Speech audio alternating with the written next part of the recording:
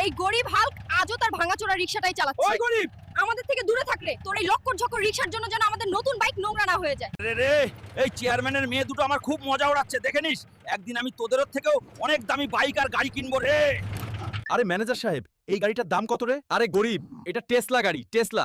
তোর তো এতে বসবারও যোগ্যতা নেই, আর তুই কথা বলছিস কেনার। আরে ম্যানেজার, ওরা যত মজা ওড়ানোর ওরা রে, একদিন আমি তোর পুরো টেসলা কোম্পানিটাই কিনে নেব রে। আরে রে, এখন আমি এত টাকা কোথা থেকে পাবো রে, যেটা দিয়ে গাড়ি কিনতে পারি? শোনো শোনো সবাই শোনো রে, যে কেউ এই দুই মাথাওয়ালা ভন ভন পালোয়ানকে হারাতে পারবে তাকে দেওয়া হবে একটা সোনার জুতো আর পুরো 200 কোটি টাকা। আমি হারিয়ে আসবো ওই দুই মাথাওয়ালা ভন ভন পালোয়ানকে আর জিতে নেব পুরো খাজানা। আরে বাংলাদেশে এমন কেউ কি আছে যে এই ভন ভন পালোয়ানকে হারাতে পারে? আরে বাংলাদেশে এমন কেউ জন্মায়নি যে আমাকে হারাতে পারে। হে বাংলাদেশবাসী, এই ভন ভনকে আমিই হারাবো রে।